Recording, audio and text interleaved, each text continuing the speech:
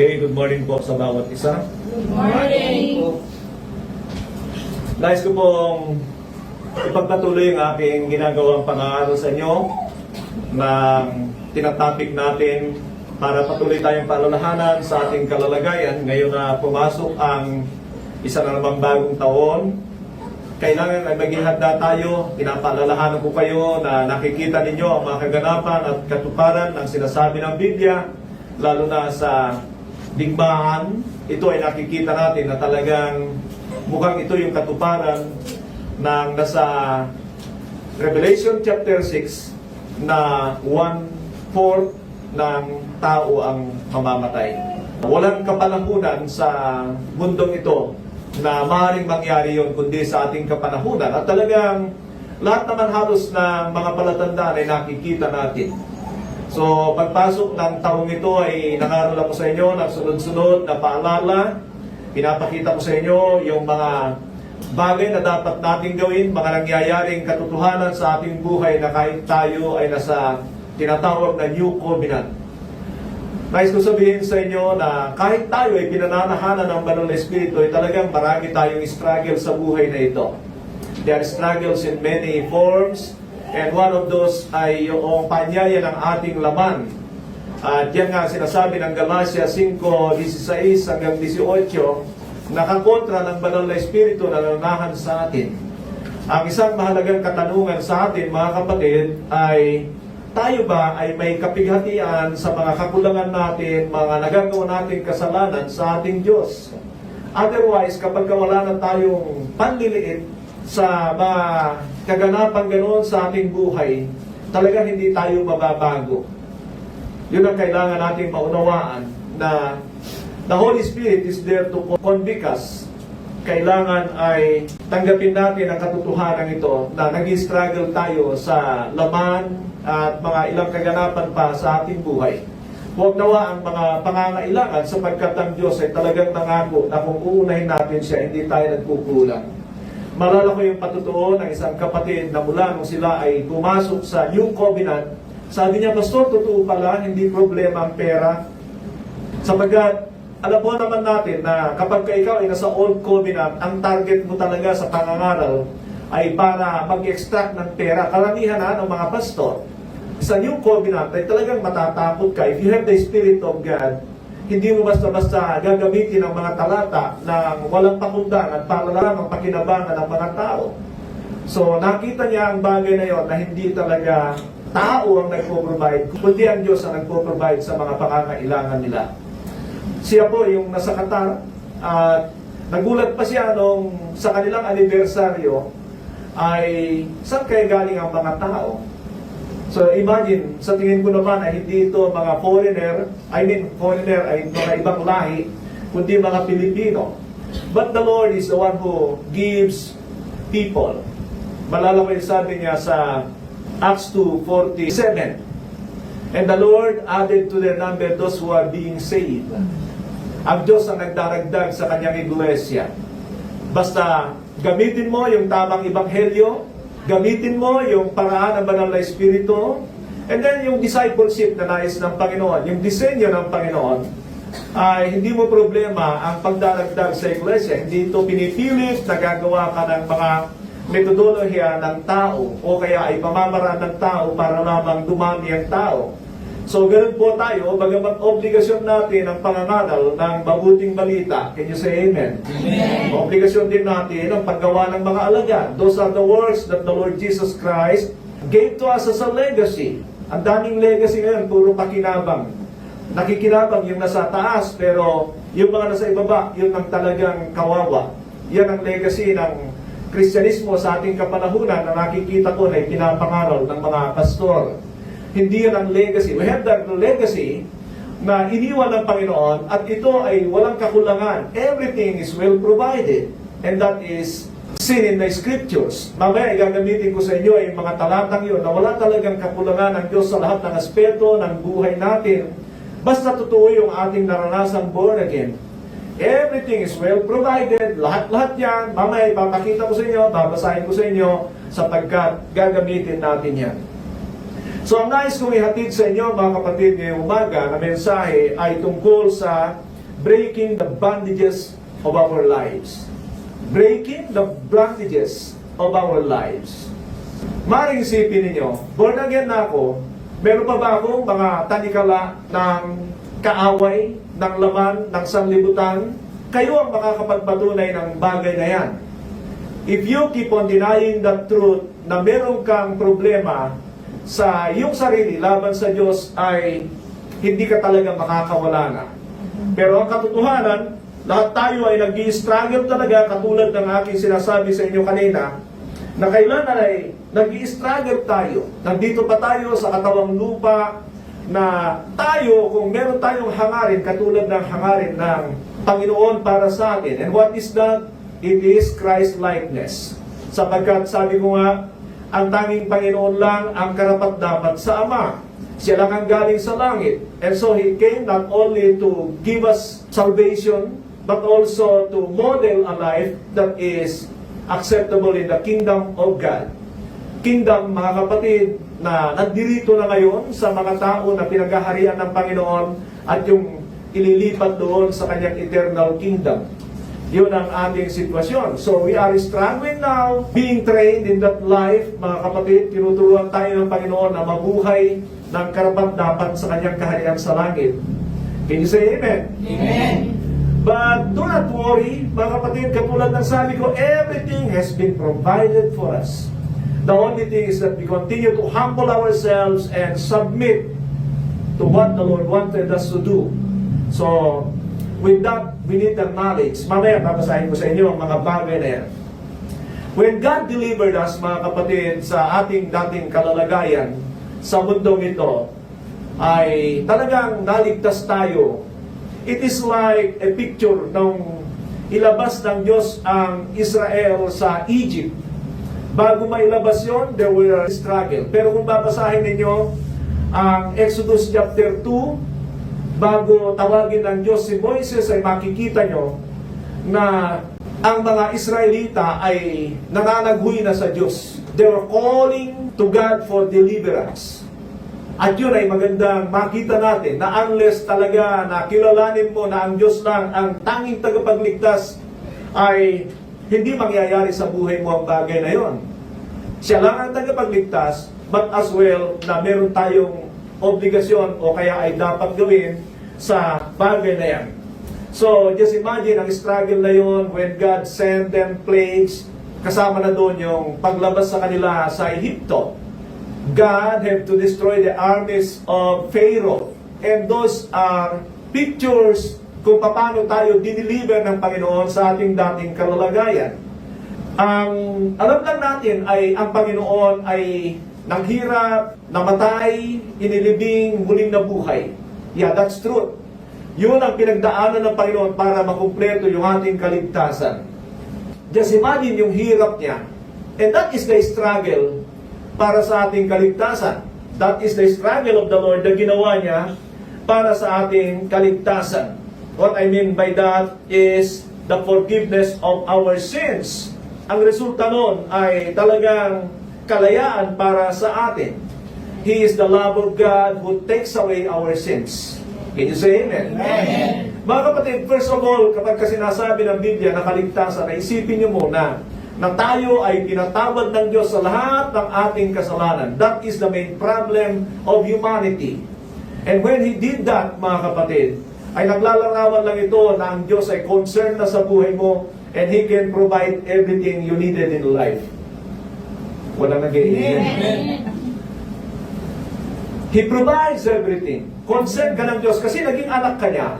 Inadapt tayo ng Panginoon. Amen? Amen. He was our Lamb who takes away our sins. Hindi lamang yun, mga kapatid, kung gusto niya tayong pagalingin sa lahat ng ating karamdaman.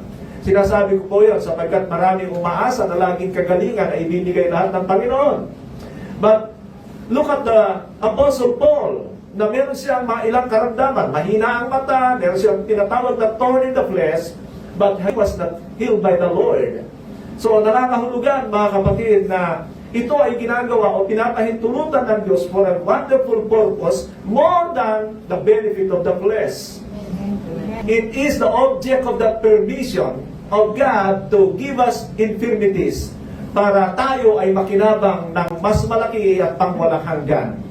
Minsan ay kaya tayong payamanin ng Panginoon, but as well na kaya tayong ipaubayan ng Diyos sa kahirapan, sapagkat marami hindi marunong humawak ng kanilang mga pananalapi.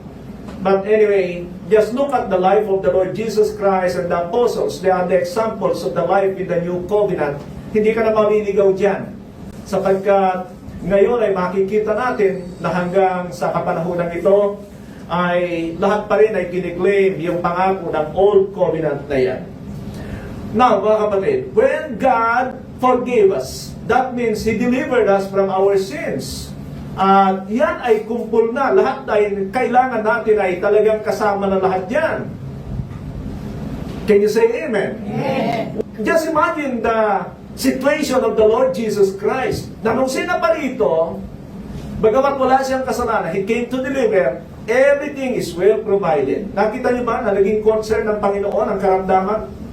Nakita niyo ba na naging concern ng Panginoon ang pangangailangan? Never. Because He is the Son of God. And we are the children of God. Amen. Bakit parang ang hina? Amen. Tayo yung mga anak ng Diyos. At sabi na doon sa John 17:23 na God loves us as He loves Christ, as much as He loved Christ. Alam niyo mga kapatid, ang tunay na anak at sa ampon, pag hindi mo ibinigay sa ampon ang karapatan ng tunay na anak, mananagot ka sa batas. And that is the law of God. The law of God is that we became children of God and Christ even became our brother. Hindi nyo alam yan kasi hindi nyo siguro binabasa ang Hebrews chapter 2. Marami dyan ay magigitla na naman, lalaki na naman ang mata sa akin. Ano, kapatid tayo ng Panginoon? That is what the Bible says. Hindi ko sinasabi yan kung wala sa Biblia. Pero alang-alang sa mga taong ito na pakunwaring kababaang loob na hindi nila maitaas ang kanilang sarili. That's why I do not use doctor, I do not use bishop, I do not use other titles. Mas gusto ko yung brother kasi alam ko na ang kapatid ko ay ang Panginoon. Amen. At para paniwalaan nyo, di basahin nyo ang Hebrews chapter 2. Sinasabi ko po yan, hindi dito sa mga nandito sa church sapagkat alam niyo yung katotohanan yan. I'm telling this to the people who would view our video na yun ang binibigay ng Panginoon sa atin na karapatan. Kaya tayo naging anak ng Diyos. And Christ has become our panganay. Amen. So, yun, talagang tanggap niyo yung pagiging panganay ni Kristo. Dati siya ay bugtong na anak. That is true. Tama yun. Bugtong na anak ang Panginoon sa Kristo, but He became the firstborn. Bakit? May mga kapatid na siya. I will declare your name to my brothers in the congregation. I will praise you. I think that is a prophecy regarding Christ telling about His brothers and sisters. And He is not ashamed to call us brothers and sisters. Wow. Palakpakan po natin ang Diyos na buhay. So, I'm telling you about the result of that deliverance, mga kapatid. So, actually, ito na yung pangalawang pinupunto ko sa inyo. Yung number one natin is the deliverance God made. Pinakita ko sa inyo kung paano tayo i-deliver ng Panginoon sa ating problema, kasalanan, at lahat ng kalakip nito, kakambal nito, kasama rito, package yan na ginawa ng Panginoon sa atin. At ngayon ay makikita natin na talagang tayo ay binigyan ng absolute deliverance ng Panginoon. I want to read to you Colossians 2:13-15. Colossians 2:13-15. When you were dead in your sins and in the uncircumcision of your flesh, God made you alive with Christ. Sabihin natin, alive with Christ. Alive with Christ. When the Bible says alive with Christ, mga kapatid, alam natin na ang patuloy sa kasalanan ay kamatayan. When we were in Christ, that means we were alive in the life of Christ that is in us. Dumadaloy sa atin yung DNA ng Panginoon. We became His brothers and sisters. Amen. Salamat sa tatlo. Now, sabi pa niya, He forgave us all our sins. Tingnan niyo kung paano magsalita si Pablo, na talagang inuuna niya yung mga bagay na yon, yung tungkol sa kasalanan, hindi yung mga pangangailangan. Sabi pa niya, having canceled the charges of our legal indebtedness, which stood against us and condemned us. What is our indebtedness? Doon sa batas ng Panginoon, talagang under tayo ng sumpa. Pero lahat yun ay binayaran ni Kristo. Hindi niya tayo binayaran kay Satanas. Wala siyang pagkakautang kay Satanas. Wala tayong utang kay Satanas. Amen. Binayaran niya, ginawa niya ang mga bagay nito kasi may requirements sa kanyang kautusan. At pagka hindi niya babayaran, mananatili sa atin ang sumpa. Galatians 3:13. That is what Christ did. Marami akala nila ay Satanas nagbayad ng Panginoon. Anong pagkakautang ng Panginoon sa Diablo? He was one of the creations of God. Walang pagkakautang ang Panginoon sa iba. Kaya lang yung kanyang batas, kailangan niyang bayaran yun alang-alang sa pagtubos sa atin. We are under the curse of the law, even if we are not under the law. Yun ang sabi ng Biblia sa Galatians 3:13. Wala akong magagawa doon. Bagamat ibinigay sa mga Hudyo ang bagay na yan, tayo ay nagkakasala na hindi natin alam. But I want you mga kapatid, na kung hindi mo rin alam ang batas ni Kristo, hindi nangangahulugan na ikaw ay libre dyan.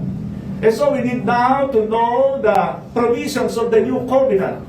Kaya dito sa church na ito, talagang ini-insist ko na lahat sana ay mag-aral ng mga batas ni Kristo so that you can live by them. A lot of people, gusto lang nila yung sinabi ng Panginoon na the greatest commandment is this, to love the Lord your God with all your heart, with all your soul, with all your mind and strength.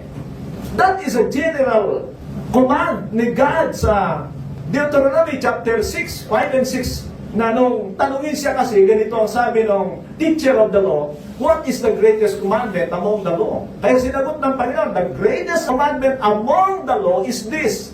Meaning, he was referring to the Old Testament. At saan niya kinuha ang kanyang sagot? Sa Deuteronomy chapter 6. If you wanna read that, 1 to 6, chapter 6, 1 to 6, makikita nyo doon galing ang sagot ng Panginoon. Pero yun lang ba ang kasagutan doon? Ibig bang sabihin, ay yun lang ang gagawin ng tao? Everybody would pass. Papasa sila sa batas na yon. Lalo na kapag ang kanilang basihan na iniibig nila ang Panginoon ay pakiramdam. Can you say amen? Amen. And so, gumawa tayo ng kanta, o gumawa sila ng kanta, I love you, Lord, and I lift my voice. Mahal nila ang Panginoon. That is emotion. And, feeling na mahal ng tao ang Diyos ay universal. Lahat ng naniniwala na may Diyos na totoo, ay feeling nila mahal nila ang Diyos. Tanungin niyo yung mga sumasamba sa Diyos-Diyosan, mamamatay tao na naniniwala sa Diyos, ha?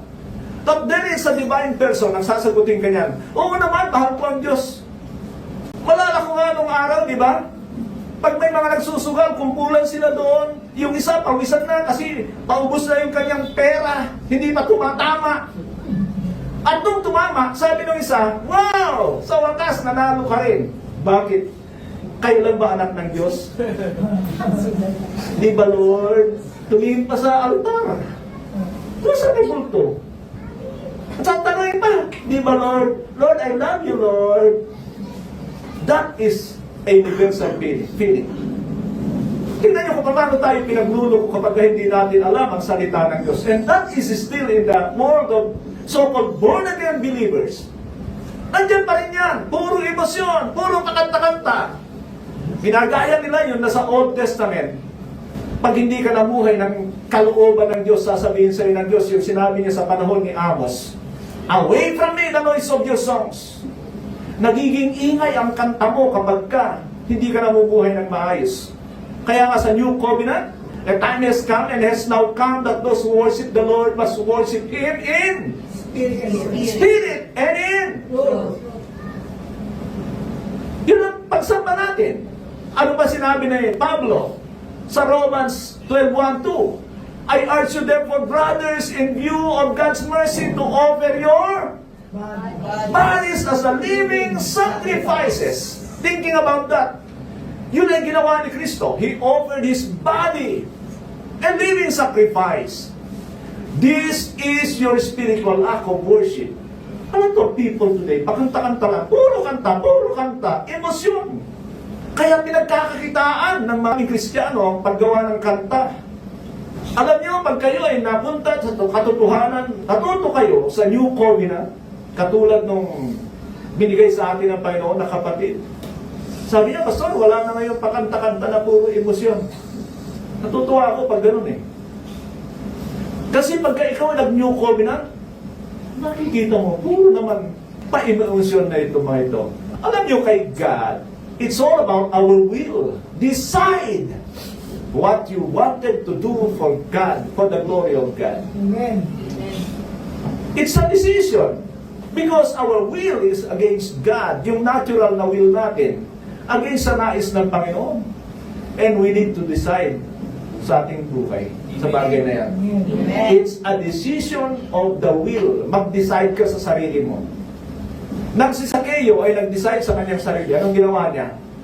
Naglupasay, nag-iiyak sa Panginoon. Sabi niya, Look, Lord, here I give half of my possession to the poor, yet if I have cheated anybody else, I will return it 4 times. It's a decision. Tingnan niyo ang mga totoong naligtas dyan. Hindi sila pa imo-emot. Ngayon, ang churches ngayon, talagang pagkatapos mag-preach ng pastor ng emotional preaching, eto na ngayon. Pupunta na ngayon doon sa mga musikero, doon sa kanilang tugtugan. And then they would play a music, soft music, mga kapatid. Eto na yung mga emotional. Pupunta yan sa harap. Paano pinapa-emote mo? Kung yung sanlibutan nga sa worldly music umiiyak din Tama ba? Hindi. Tama. Nakakaiyak yung music na yan Kahit worldly music yan. Doon pa kaya sa church. Pinagod ka muna. Malala ko yung sabi ng mga musikero pagurin muna natin sila. Pagkatapos saka tayo tutugtog ng emotional na music. That is a technical man. Alam niyo, dapat ang iniiyakan natin, nakikita natin ang ating mga sarili sa salita ng Diyos. Never na ito ay ginagamit para sa musika. Now, we are delivered by the Lord. Absolute, mga kapatid. Palapakan natin ang Diyos na buhay. So, ituloy ko lang itong sinabi niya rito. Balikan ko yung verse 14. Having canceled the church of our legal indebtedness, which stood against us and condemned us. He has taken away, nailing it to the cross, and having disarmed the powers and authorities, He made a public spectacle of them, triumphing over them by the cross. Doon sa krus ang nakikita natin paghihirap ni Kristo. Pero lahat yun ay tinanggap niya alang-alang sa ating mga kasalanan. At kung titingnan dapat natin yon, there am I on the cross. I am crucified with Christ. Amen. Amen. Hindi lang na memorya yung Galatians 2:20 Madaling i-memorya yun. I have been crucified with Christ, nevertheless I live, yet not I, but Christ liveth in me, and I am now living in the flesh. I live by faith in the Son of God who loved me and gave Himself for me. But that is not about memory verse. Maganda yun kapag ka na-memorya natin, mga kapatid. Pero aninagin nyo, ano ang sinasabi niya? And He is saying it here. Na kung tayo ay naunawaan natin yung pagkapako ni Kristo sa krus, ay ipinako niya lahat ng kahihiyan natin doon. Tayo yun. Kung yung kanyang kahubaran ay nandoon, ganoon tayo. Amen. Inako lahat ng Panginoon. Amen. So just imagine ang ginawa ng Panginoon para sa atin. Sabi nga, we were dead in our transgressions and sins. Amen? Amen. And pinalaya tayo ng Panginoon. I wanna read this verse again, mga kapatid. Alam niyo, itong dalawang talatang ito, dalawang passages na ito huwag niyong kalimutan. Dahil ito ay magpapatibay sa inyo. Actually, lahat naman ng talata dapat ng Biblia hindi magkakakontra. They go together. They synchronize because this is the wisdom of the Holy Spirit. Amen. Amen. Na hindi ito magkakakontra. I remember these people who teach ng mga kontra-kontra sa Biblia. Kukuha ng 2, 3. Meron pa akong medyo rebuke na yung sinabi ko sa Amerikano. Sabi ko na sinasabi niya, tama na daw yung Ephesians 2:8 and 9. Because it assures your salvation. Sana na ganun na lang. Pero sinabi ng Biblia, all Scripture is God-breathed. Hininga ng Panginoon lahat ng kasulatan, hindi Ephesians 2:8 and 9. Makakalungkot itong mga mandalaya. Alam niyo itong mga ito? Kasi gusto nila yun eh. Sino bang ayaw nun? Na kapag sumampalataya, kaligtas ka na forever. Sino ayaw niya? Meron ba sa inyo ayaw nun? Gusto ko yun. Kaya lang hindi yun ang sinasabi ng Biblia, ng kabuuan ng Biblia. When you balance the teachings of the Bible, mga kapatid, naku po, kawawa kayo. Ito mga nagtuturong ito, lalo na. Kaya sinabihan ko siya, saan ba nag-aaral ng hermeneutics itong mga ito? Alam niyo kung ano yung hermeneutics? Ang daming itik-itik sa pag-aaral ngayon. Wala namang kwenta ang kanilang ginagawa. Because they are not reading the Bible. Ang kanilang ginagawa sa kanilang hermeneutics ay gumagamit sila ng katalinuhan ng tao how to defend their faith.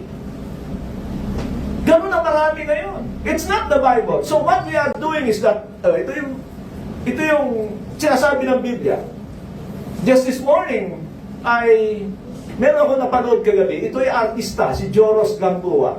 Na laging, siyempre, may tsura, artista, at sabi nga niya doon sa kanyang, tinignan ko yung kanyang profile. Siya daw ay nanalo ng Best Actor. Hipokrito ka talaga. And he is worldly. Sabi ko sa kanya, Joros, ang dami mong nililigaw na tao. Tinagalog ko talaga. At nandun din yung isang artista pa, yung babae.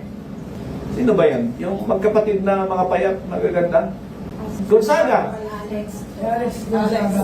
Si Tony Gonzaga, si Alex Gonzaga, mga magkakasama yan dyan sa church na once saved, always saved. Victory na defeat. You know, when you have a victory against sin. It's not just proclaiming victory. Oh my God. Nakakatakot yung ating kapanahunan. That's why I'm continuing to preach these messages, mga kapatid. Kung magkasala ka, wala kang magagawa dyan, kundi dumulog ka sa Panginoon. But when you move to a doctrine na para i-justify ang pagkakasala ng tao, you have a problem. Alam niyo ang ginagawa nito, mga once saved, always saved na ito, pinaghahalo-halo yung ginawa ni Kristo. Ginawa na lahat ng Panginoon, wala ka nang gagawin. Bakit pa pinag-utos ng Panginoon na teaching them to obey all that I have commanded you? Tama? Amen. Di ba sinabi yun ng Panginoon? And that is the Great Commission, teach them to obey my commands. And then sasabihin ng mga tao ito, wala ka nang may dadagdag pa. Tinapos na ng Panginoon ang kaligtasan natin. Bakit? Dinadagdagan ba natin ang pagliligtas ng Panginoon? Tumutugon lang tayo ng may pananampalataya. Amen. Sapagkat hindi natatapos doon. Ang daming ang ginagamit pa naman ng Diyos na ito, mga Amerikano, para magagaling magsalita. Mga kapatid, nakakaiyak. Walang ninyo ang kalalagayan ng tao. Siyempre, hindi na nangangailangan ng pera itong mga ito. Ginadaan na nila sa mga ganito. Pero kumikita pa rin siya doon sa kanyang blood niya. Nakita ko yata yung kanyang tawag dito, taga-subaybay, 1.6. Yan ang sabi ng Biblia. Maluwag ang daan tungo sa kapahamakan. Amen. Di ba? Pag ganito ipinangaral mo sa tao, gugustuhin ba ng tao ito? Kung ang Panginoon nga hindi nakwil sa mundong ito, bakit? Kasi sasabihin niya ang katotohanan. Sino sa mga apostol ang hindi pinatay? Kung meron mga kapatid, hindi natin alam, pero Jesus warned them, the world will hate you. Why? Doon sa John chapter 15, sabi niya, if the world hates you, remember that it hated you before it hated you. Amen. Amen. Yung mga preacher na tanggap ng sanlibutan ito because they speak in the viewpoint of the world, sabi niya. They speak in the viewpoint of the world. Ito na yung ating mundo. So mga kapatid, ipinapakita ko sa inyo that complete ang deliverance ng Panginoon. He has given us everything. And ito yung sinasabi kong mga talata sa inyo. 2 Peter 1, 3 and 4. 2 Peter 1, 3 and 4. Mga kapatid, memory verse nyo ito. And do not move away from it. Huwag kayong lalayo sa dalawang ito. May nabanggit ako sa inyo na ang pag-ibig ng Ama ay katulad ng pag-ibig niya sa anak sa atin. Pareho lang. Sabi ng Biblia yun, hindi ko sinasabi yun. Ayoko ipangako, hindi sinasabi ng Biblia. Amen? Amen. Sabi niya, His divine power has given us everything we need in life and for a godly life. Sa new NIV ay inalis niya yung in life. Pero sa old NIV, sa King James, ay nakalagay yung He has given us everything we need in life. And for a godly life. Ano ang layunin ng mga provision ng Panginoon? First of all, for a godly life. Amen. Amen. Tandaan niyo ito mga kapatid, pag pinagpapala kayo ng Panginoon ng material, pero nalalayo kayo sa makadiyos na pamumuhay, it's no longer a blessing from the Lord. Remember that Satan offers Christ wealth, kayamanan. Sino gustong kayamanan? The devil offers that. Ang Panginoon, pinag-iingat na tayo sa kayamanan. Ang Diyos hindi nagkukulang. Wala na nag-amen. Amen.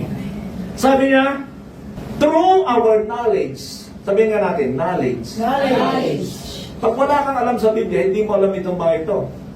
Amen. And so, Christians should continue to learn. The church is an institute for learning. Tandaan niyo yun, mga kapatid. Because we came from the world. Ang kaisipan natin ay makasanlibutan. Kaya nga sabi ng Romans 12:2, and be not conformed to the pattern of this world, but be transformed by the renewing of your mind. Magbago na kayo ng kaisipan. Paano mababago ito? Ang sabi ng Colossians 3:10, nababago ang ating buhay sa wangis ng Diyos sa pamamagitan ng kaalaman sa Kanya. By knowing God, we are being transformed. Amen? Amen.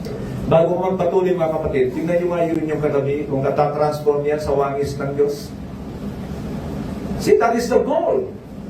Wangis ng Panginoon, wangis ng Diyos. Wangis na original na ibinigay sa atin, and that is the image of God in His righteousness and holiness. Yan ang pinag-aralan ng mga kababaihang kagabi, narinig ko. Sabi pa niya sa verse 4, through this He has given us a very great and precious promises, so that through them you may participate in the divine nature.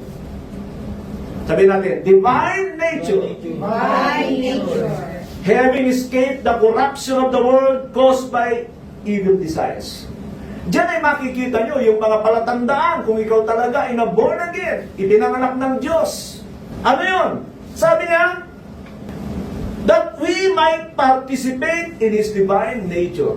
Ano ibig sabihin nun? Unti-unti yung makalaman sa atin, yung mga kagustuhan ng laman ay nawawala. Nag-grind yung ating buhay ng pagiging pinong into Christ-likeness. Patungo tayo doon. Say amen. Amen. And then sabi niya, having escaped the corruption of the world caused by its evil desire. Alam niyo mga kapatid, naalala ko yung sumampalataya sa pangangaral ni Pedro. And then after that, ang dami nito. Sabi ni Pedro, sumampalataya na sila. Hindi na sinabing, oh, by faith alone, you are saved.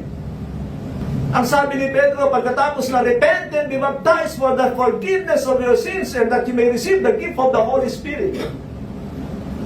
Sinabihan pa rin siya sa Acts 2:40, save yourself from this corrupt generation.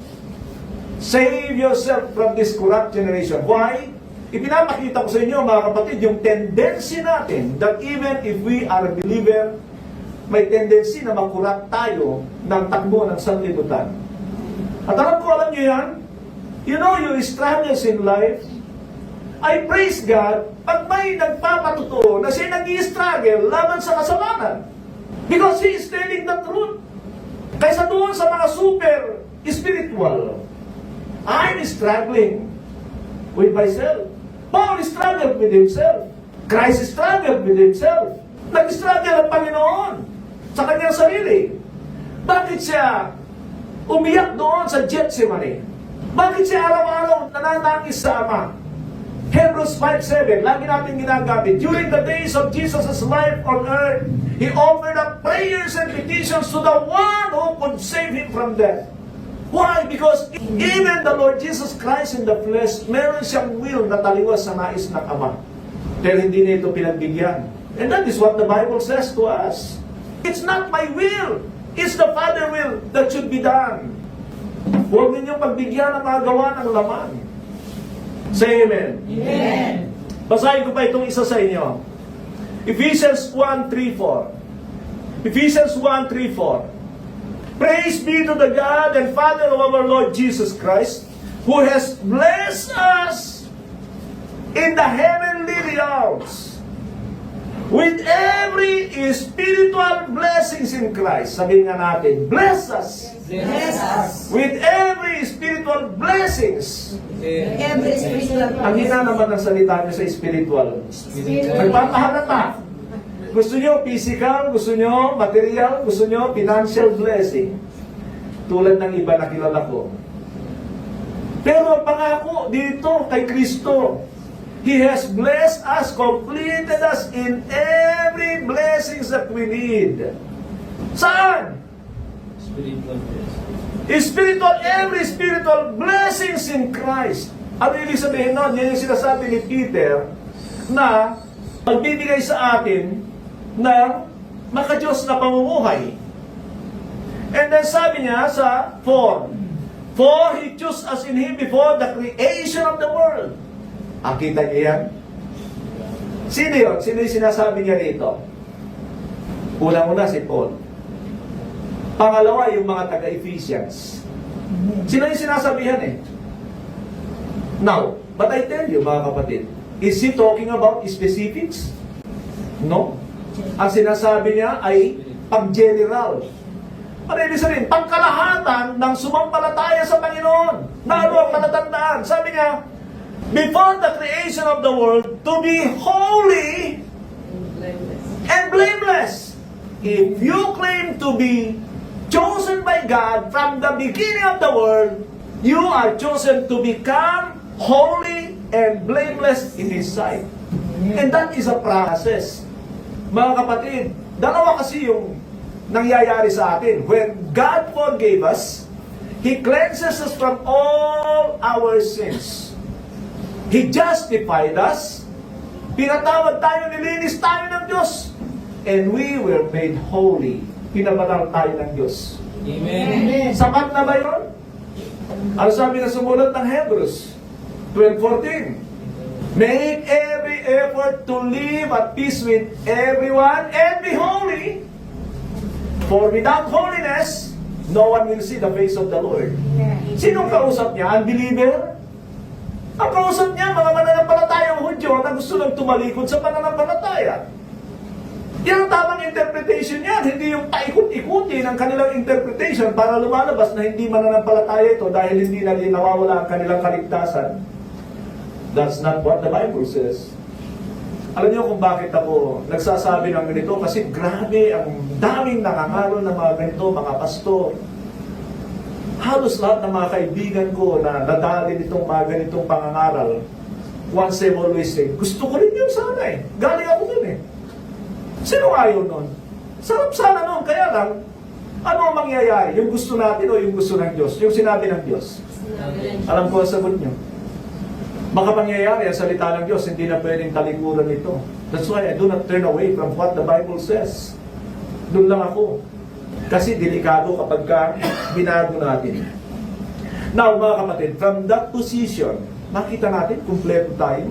Ibig sabihin, kung tayo man ay maligaw pa, mawala pa, madaya pa, babalik pa sa ating landas, all of those words can be seen in the scriptures na ginamit ko.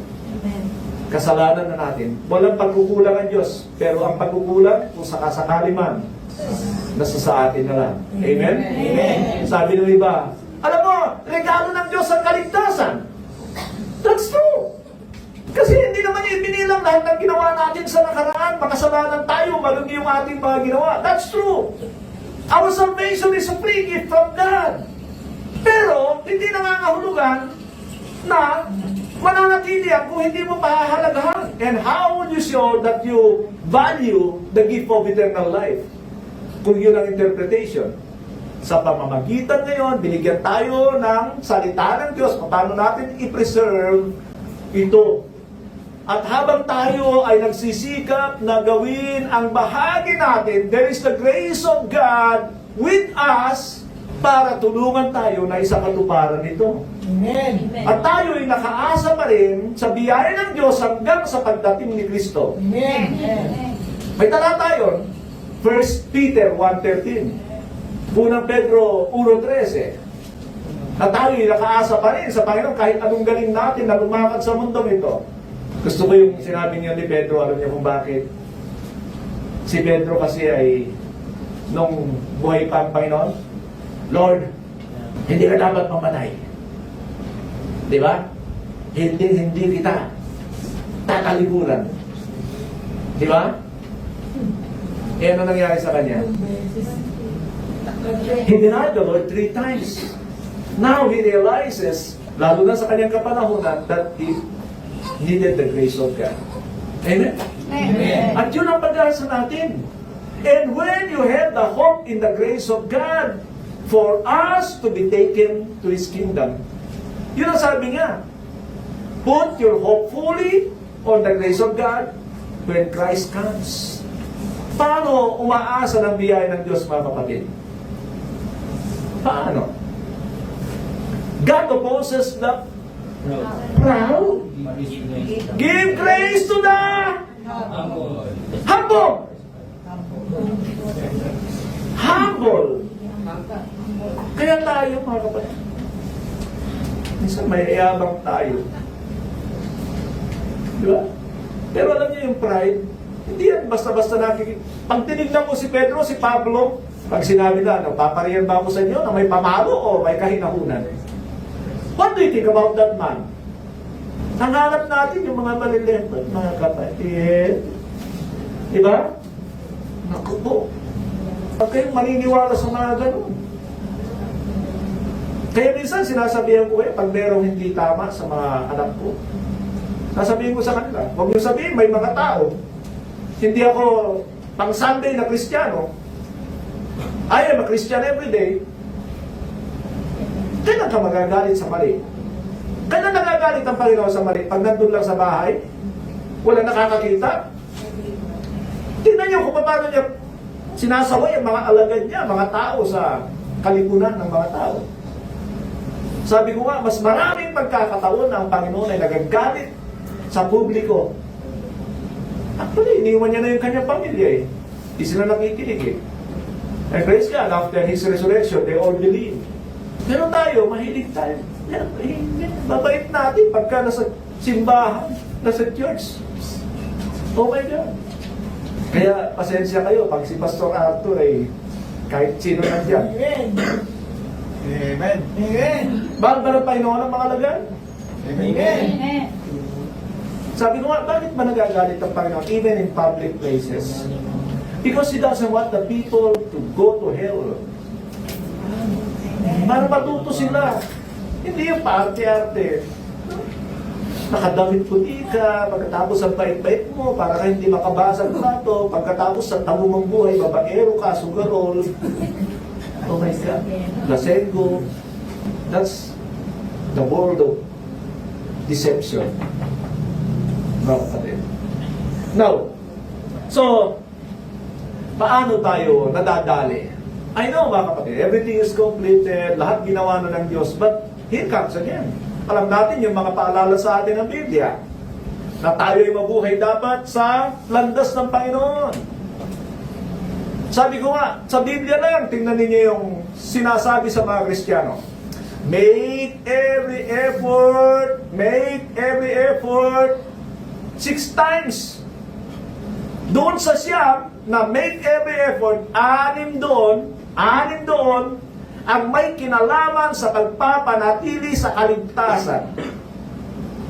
Tingnan niyo sabi ng Panginoon, make every effort to enter through the narrow door, for wide is the road that leads to damnation. Ano sinabi niya? Sikapin niyong makapasok kayo sa nakitot na pintuan at lumakad sa makitid na daan sapagkat malawak ang daan tungo sa kapahamakan at marami ang nakakasumpong mo. Ano yung lalakaran mo? Kasi hindi tayo naniniwala minsan sa sinasabi ng Panginoon, di ba? That's not faith.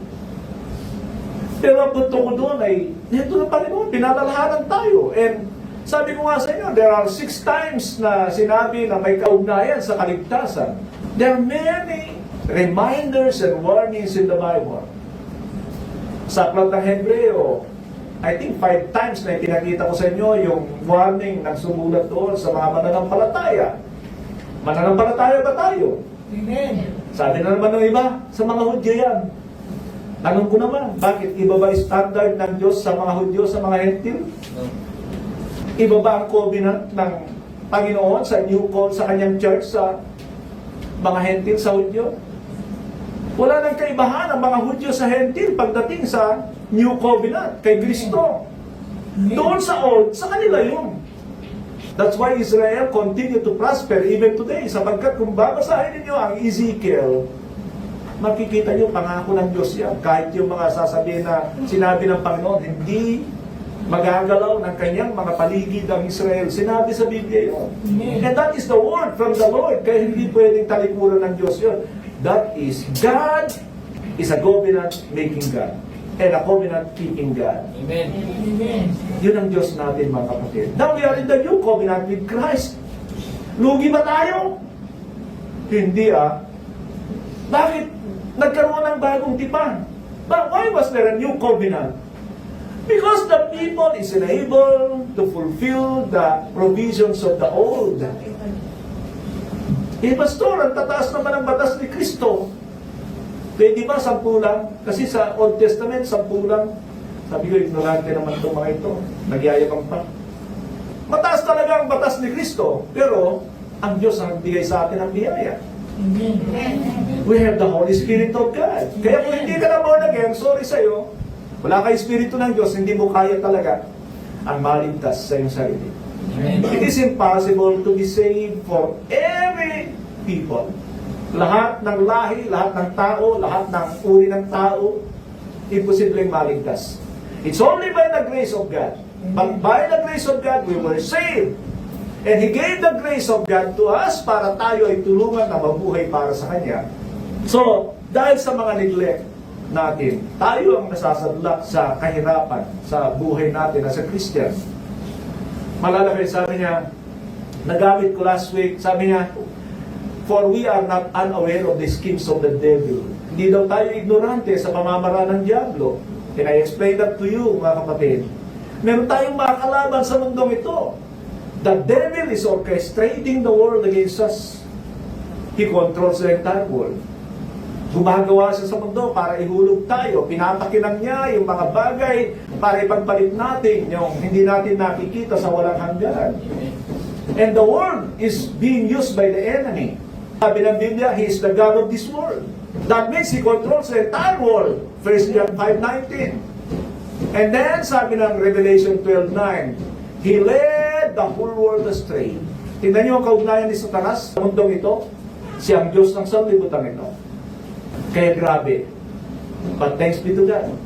Sabi ni Apostol John, we are God's children. And that's what we are. Saan yan? 1 John 3:1.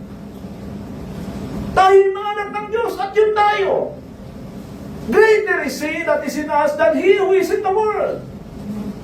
You have overcome the world.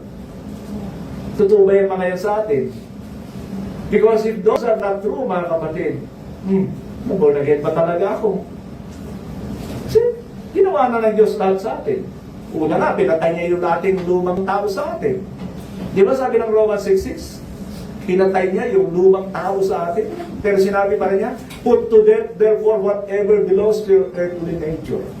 Yung earthly nature natin, yung desires ng ating flesh, na nauungkat, nabubuhay kapag pinagbigyan natin ang kagustuhan ng ating mga laman. And from there, mga kapatid, nakakapasok ang kaaway.